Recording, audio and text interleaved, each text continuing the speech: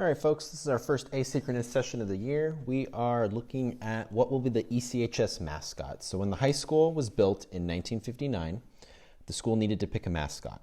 The principal decided to have the students and teachers vote between three choices: the Cowboys, the Vaqueros, or the Mustangs.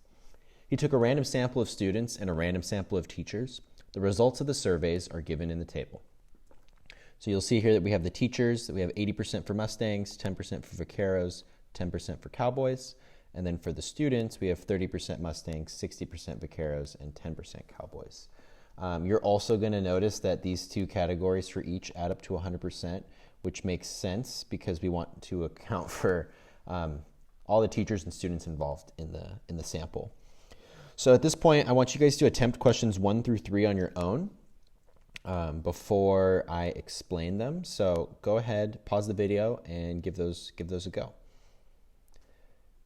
Okay, so hopefully that wasn't too bad for you guys, but we're going to go over 1, 2, and 3 right now, and then we'll go from there. So question 1 says, create 2 bar graphs below to display the results. Use 3 different colors for the bars. So you're going to notice that our bar graph, we have the 3 categories: Mustangs, Vaqueros, and Cowboys listed. And then on the left-hand side, it says relative frequency, and these are all listed as percentages. So relative frequency just means percent of the group represented by that, representative of that category. So for Mustangs, I'm going to use the color blue. And teachers, 80% of them voted for Mustangs. So if I'm making a bar graph, I'm just going to draw a bar for Mustangs at 80%. And then Vaqueros, I'm going to use the color purple. And 10% of teachers voted for Vaqueros. And then I'm going to use green for Cowboys, and we had 10%. So right now, overwhelmingly, the Mustangs are the favorite of the teachers. And then for the students, let's do the same thing. We have 30% Mustangs. We have 60% for the Vaqueros. And then we have 10% for the Cowboys. Question 2 says, complete the third graph by taking each bar from the teacher sample and stacking them. Use colors to mark each section. Do the same for the student sample. So what that means is we're going to take each of these individual bars and we're just going to stack them on top of each other, right? So we only have 2 categories over here. So what that's going to look like is for the teachers, we're going to have 80% blue, and then we'll have 10% purple and 10% green. And then for the students, we're going to have 30% blue. We'll have 60% purple and 10% green. Sorry. Okay. So then we have our 3 representations.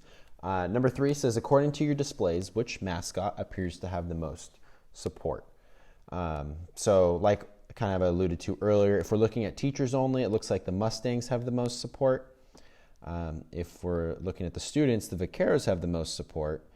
So what we could do is, if we just were to stack the blue and the purple and the green together, we could kind of get an idea there. So if you look at this, we have 80% for teachers, 30% for students, which would be 110% if we added them all together. And then if we did 10% for Vaqueros and 60% for Vaqueros, that's 70%. So if we were to stack these bars, blue would be the tallest, followed by purple, and then green. So we could say something like Mustangs, because if we stack bars, they would have the largest or tallest, whatever you want to say, taller than the Vaqueros or Cowboys. So just by strictly looking at the graph, that's what we could conclude. So let's go on to number 4. 4, 5, and 6. What I'd like you guys to do is try that on your own. So pause the video right now. Give yourself a chance to think about it, think through it before I go over it. So pause the video now. Okay, so hopefully that wasn't too bad for you guys. Number 4 says, upon hearing the results of the surveys, the students argued that the decision was incorrect because 100 teachers had been surveyed and 500 students had been surveyed. Use this information to fill in the table below with the number of responses. So what number 4 is getting at is in our representations up here, really we only had 100 teachers surveyed and we had 500 students surveyed. So what that means is that this 60% right here is a lot bigger number possibly than this 80% right here, right? Because if you had 100% of the teachers vote for Mustangs, that would only be 100 people. To get 100 people from the students, you would only need 20%. So we're going to kind of explore what those numbers actually look like based on the percentages. So for the teachers, if 80% are Mustangs, that means 80 teachers voted for Mustangs, 10 teachers voted for Vaqueros, 10 for Cowboys. And then for the students, 150 voted for Mustangs, 300 voted for Vaqueros, and 50 voted for the Cowboys. So how many times more students were sampled than teachers? So since we had 500 students, 100 teachers, they're 5 times larger. So how can you update the third graph in number 1 to take into account the sample size? Adjust your graph. So if we're looking at these graphs right now, these bars have the same total area, right? We have 100% here and 100% here. If the students are 5 times larger, what we could do to make this graph take into account sample size is make it 5 times larger. So what I mean by that is we could make it so there's 5 blue bars of students stacked, and then 5 purple bars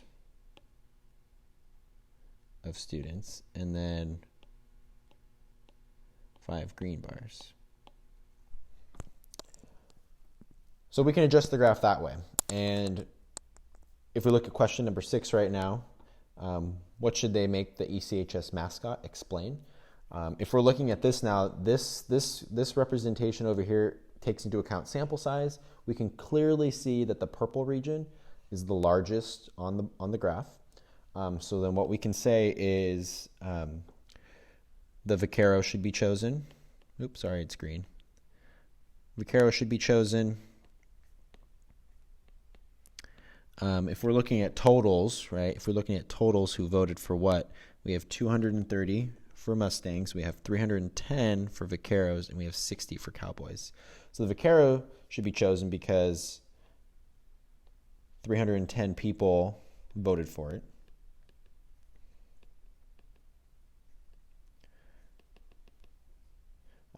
Which is the most. So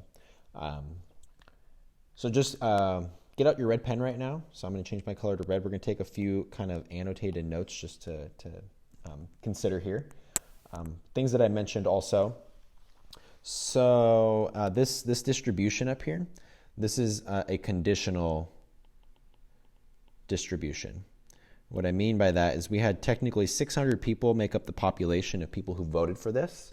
But we're setting a condition, which is the type of person that was voting. So we had 2 types of people, teachers and students, right?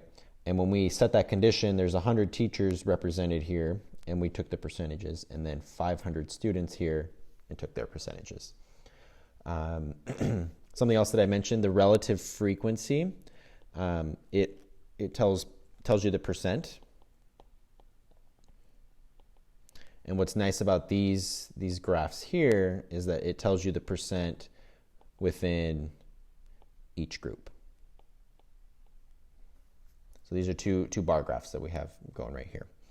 What we created here at the beginning, so this graph and this graph in question number 2 is called a segmented bar chart, or bar graph, excuse me. Segmented bar graph. Basically, we're taking a typical bar graph and we just stack them and mark the segments of where each categorical variable is represented. And then what we did in number 5 is we altered the graph and we created what is called a mosaic plot. So that is a new term, relatively new for the AP Statistics course. Basically, a mosaic plot is a segmented bar graph. The only difference is it accounts for sample size. So we have the sample size accounted for here, which helped us make a better decision at the very end. So going over to the notes right now, we have categorical versus quantitative. So just reminder, categorical variables take on the value that are names or labels. So in this activity, we took on the name Mustangs, Vaqueros, Cowboys. Quantitative variables are numerical and measure a quantity of something. So although we measured quantities here, right, or down here, we measured quantities, each individual was represented by a category. So of your 100 people, say the first teacher they voted for Mustang. That is a categorical representation. It's not that they voted for 3 or the number 7, or they didn't measure something. So distinction to make. Displays of categorical variables. So we discussed bar graphs and side-by-side bar graphs. We have segmented bar graphs that we did. That's when we stacked them. Each bar shows the proportion of individuals in each corresponding category. And then we also had, sorry, it's hard to see. It's right here. We had the Mosaic plot, which is a modified segmented bar graph where the width is proportional to the size of the group. And the last thing to note is the term association, which you guys probably remember from Algebra 1, means relationship. So if knowing the value of the variable helps us predict the value of the other, the two variables are associated. So just a definition to take into account. So at this point, we're at the check your understanding. If you'd like to pause the video, try the check your understanding on your own. That would be helpful. So that way you're kind of experiencing it for yourself first, and then I will explain. So go ahead, pause the video now. And the check your understanding. So this is a great way to kind of just see what we took away from the lesson and just kind of keep practicing with these types of questions. So the following table gives the results of a random sample of upper level students at Rocky Vista University, the Fighting Prairie Dogs, along with a Mosaic plot. So what we have listed here, from what I see, is the employment status and the grade level of all the upper level students, right? So upper level students are the ones that are involved in this. In the 3 categories, we have currently working, not working, but have had a job, and then never had a job. And then we have juniors and seniors. And then what we see over here off to the right is a Mosaic plot that represents this data. So question 1, calculate the proportion of juniors that are currently working, not currently working, but have had a job and never had a job. So we are coming up with that distribution, that conditional distribution for the juniors. So we're looking only at the juniors, and we're trying to find out what percentage fit this category. So we need to first add up the total number of juniors involved. So if we add up 14, 22, and 15, we're going to get a total of 51. So the proportion of juniors that work currently is equal to 14 out of 51, which is 0.27. The proportion of juniors that are not working, I'm going to abbreviate it, but had a job, is 22 out of 51, which is 0.43. And then juniors that, I'm going to write no job because I'm running out of space. Juniors that had no job are 15 out of 51, which is 29%.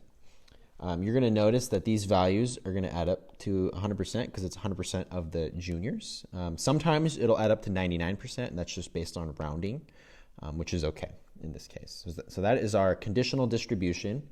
I'll write that down just so we remember the term. Conditional distribution for the juniors. Part B says calculate the proportion of seniors that are currently working, not working, but have had a job, and never had a job. So we're doing the same thing, but with the seniors now. So seniors that work, again, we're going to need the total. So if we add up 30, 40, and 10, we get 80. So seniors that currently work is 30 out of 80, which is about 38%. Seniors that are not working but have had a job is 40 out of 80, which is 50%. And then the seniors that have had no job is 10 out of 80, which is 13%. All right, so we've calculated our two conditional distributions for juniors and seniors. Question C says, write a few sentences summarizing what the display in Part A reveals about the association between grade level and job experience for students in the sample. So association, remember we're looking at a relationship. So if we're knowing the value of one variable, it could help us predict the value of another. If we're looking at these distributions, right, for the different grade levels, they are different values. So what we could say is knowing a specific grade level might help us understand your employment status. So if we're going to write a response here, we could say there is an association between employment status and grade level. Employment status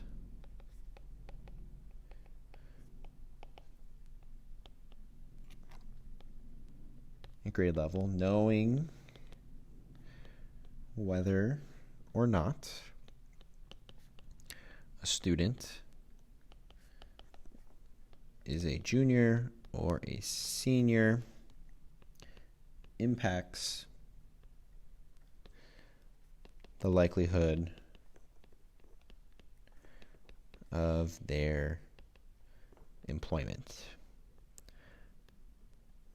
And an example of that is a senior is probably more likely to work because they're probably closer out of school. Maybe they're taking less classes. And if we look at our data shows that seniors are currently working more than juniors. So that's just an example of that. So that is our lesson on Mosaic Plots. If you have any questions, please contact me. But that is it for today. Thank you for your time, everyone.